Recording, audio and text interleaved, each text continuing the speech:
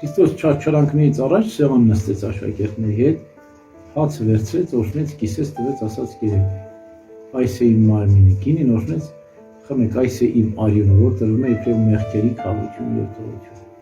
Որից հետո Քրիստոս խաչը բարձրացավ։ Եվ Տիրոջ խոսքերը բառացիորեն կատարվեցին։ Քրիստոս վերցրել է հացը, կիսել էր, գինին հեղել էր, տվել էր խմելու։ Ճիշտ այդպես էլ Քրիստոս խաչը բարձրացավ, իր մարմինը կիսվեց, խաչվեց, պատռվեց, Տիրոջ խոսքերը բառացի կատարվեցին։ Իր մարմինը ճեղքվեց, իր արյունը հոսեց, եւ դա դարձավ մեղքերի քավություն եւ թողություն։ Այս սուրբ հաղորդությունը հենց դրա համար են կոչվում մենք պատարագ, որտեղ պատարագվում է Քրիստոս։ Եվ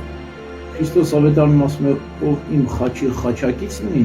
իմ փառքին էլ փառակից պետք է լինի։ Այս սուրբ հաղորդությանը մոտենալով կարծես մենք Քրիստոսի խաչին խաչակից ենք լինում։